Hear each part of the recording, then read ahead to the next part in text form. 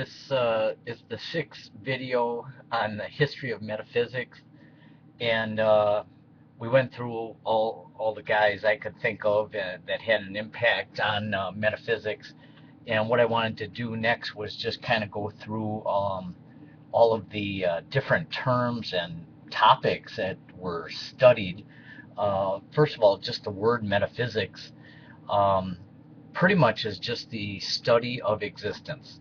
That is the um, fun of digging into all of these different topics.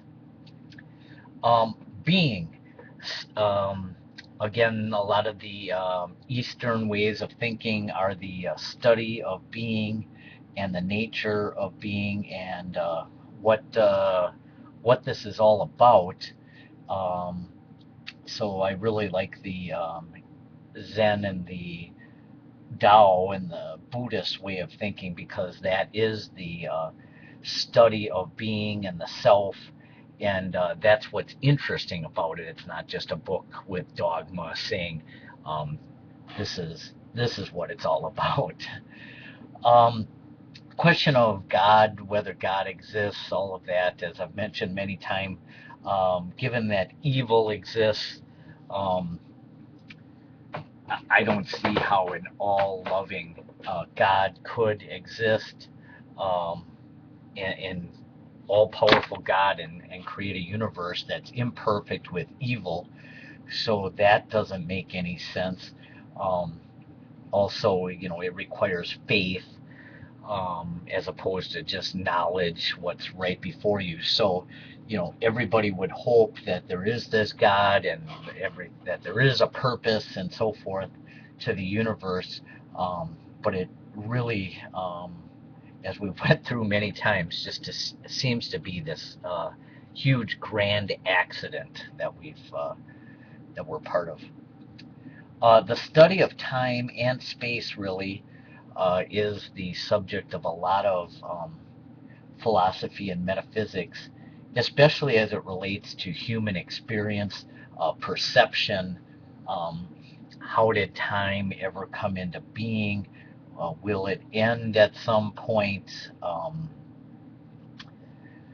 Uh, a lot of Einstein's work that there's no absolute time to the universe, that it's all relative based on um, motion and how it's tied to space and so forth is all really fascinating.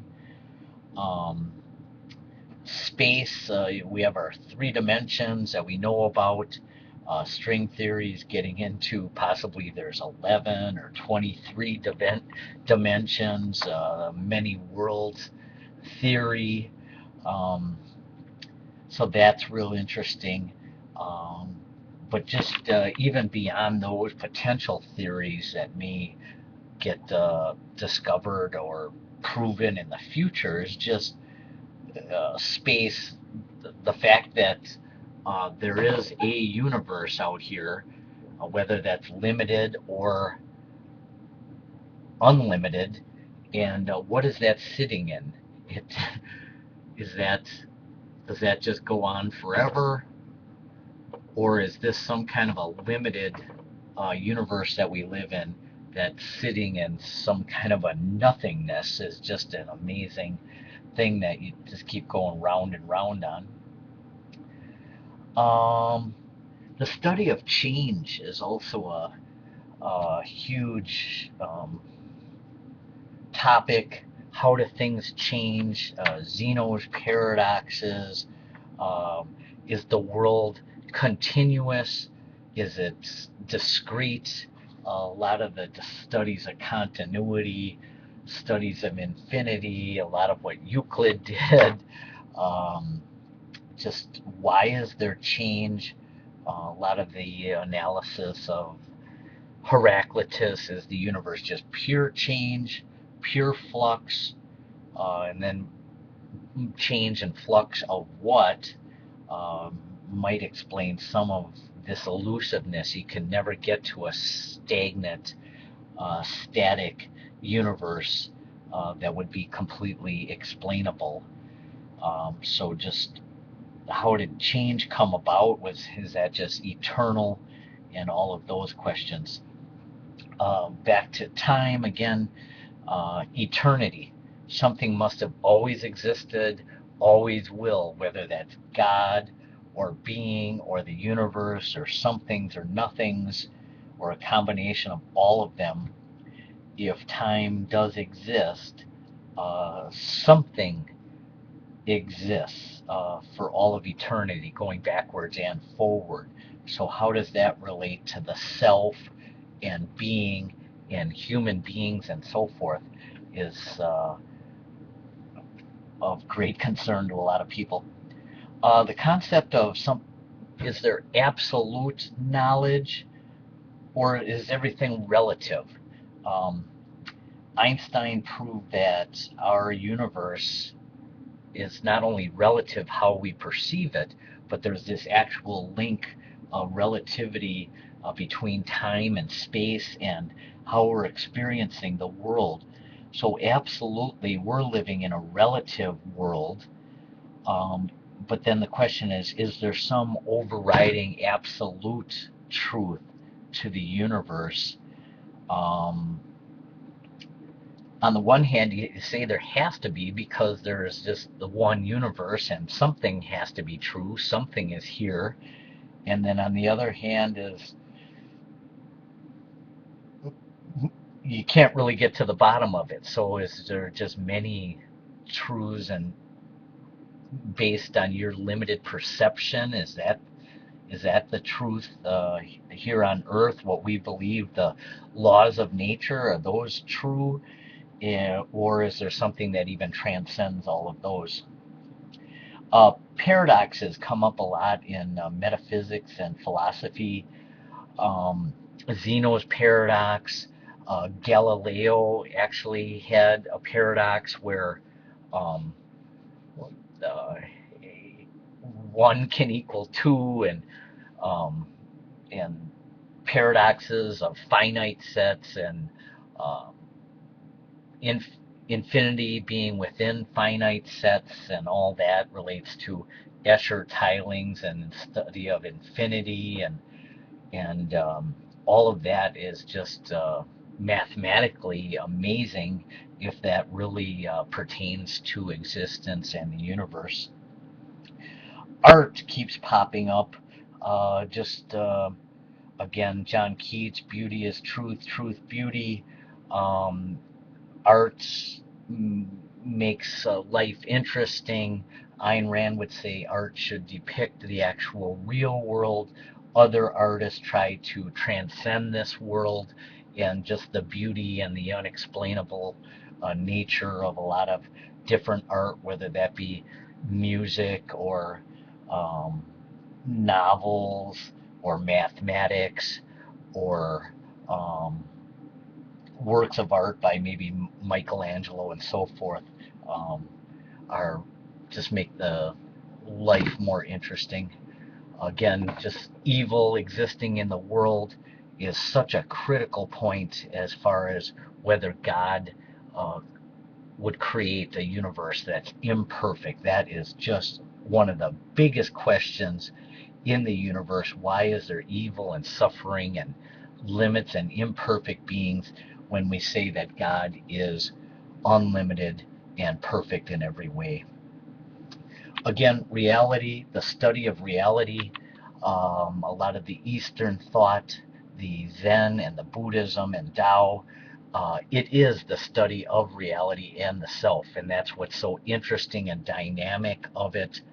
Um, and really, that's what metaphysics and philosophy and science, quantum mechanics, and so forth is this study of reality, whereas the other religions are just dogmatic and stagnant, and you just have to have this faith and believe a certain way, or you're going to burn in hell, and they're just not as fun or not as interesting as all these other ones. Continuity. Many have studied this concept of continuity, whether the world is discrete or continuous. Aristotle's physics got into that. Bertrand Russell's knowledge of the external world. Um, had great studies on continuity. Max Planck came up with the fact that the universe is discrete. In 1900 was a huge breakthrough, and we are absolutely perceiving the universe in discrete ways. The collapse of the wave function, that is scientifically proven. But then all of the through the double slit experiment, all the potential photons and those living in an infinite possibility, is that somehow some form of continuous infinite universe that's transcending our perceived reality is just amazing. Studies of infinity, just something going on and on and on forever. Is time and space going on infinite into the future, into the past, also time and space, both of those? And how does infinity possibly just merge with nothing? The study of all that, there are instances where you can see one great example is two intersecting lines. How could you ever separate those so that they could become parallel if there's infinity out into the future? It's impossible, because there would always be an infinite point out there where these two intersecting lines would intersect. But just in a routine fashion, we're able to make two parallel lines where infinity merges with nothing. So that's just amazing, that something just so routine as two intersecting lines uh, being separated to parallel should is an absolute possibility and just can happen in the most routine fashion. One in mathematics relating back to infinity and nothing.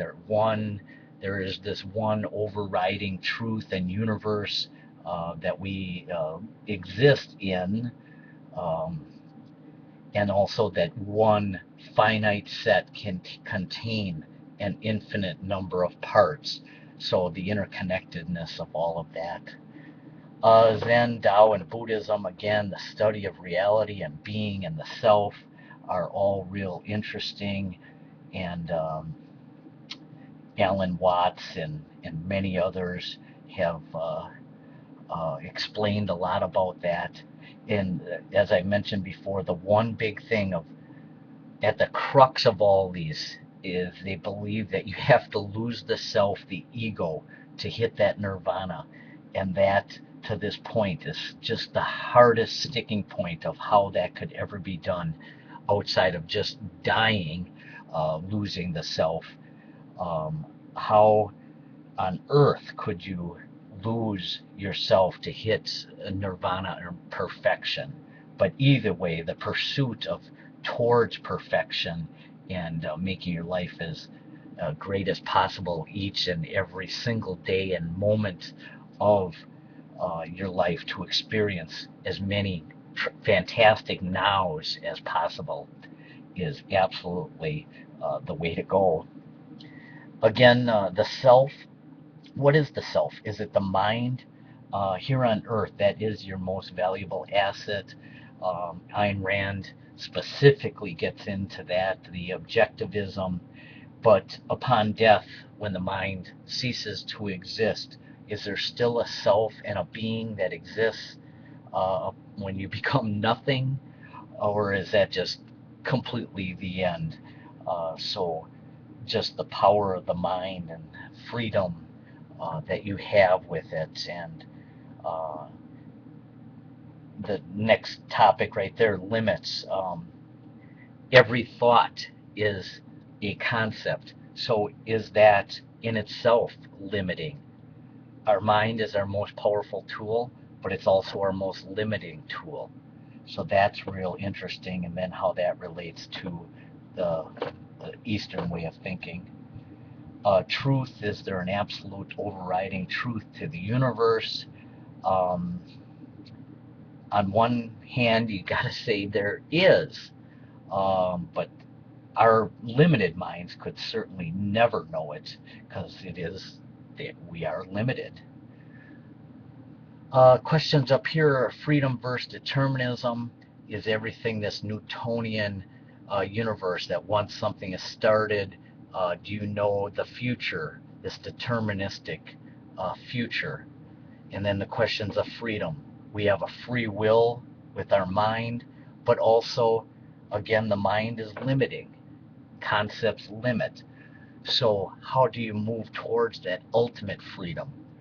Um, Again, I think that's what some of the Eastern thought is of how to move towards that nirvana, complete freedom, and possibly even through death.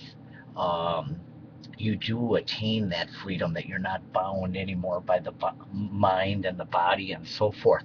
So, on the one hand, death is this morbid thing, but then possibly even through Eastern thought, um, you seek that or achieve that complete freedom from the limits of the uh, universe. Nihilism, is there an overall purpose to the universe? Um, Friedrich Nietzsche's, he didn't believe that there was an overall purpose. I've coined the term this grand accident, which we appear to be in. We give meaning to our lives, our jobs, and our families, and so forth, but that's a limited nature. Is there an overall purpose and meaning to the universe, or is it just some nihilistic, like I said, grand accident? Quantum mechanics, the double slit experiment, get into superposition, Schrodinger's cat, wave particle duality, entanglement, and all of the elements of chance that come into that at the fundamental level, that doesn't seem to apply to our everyday living.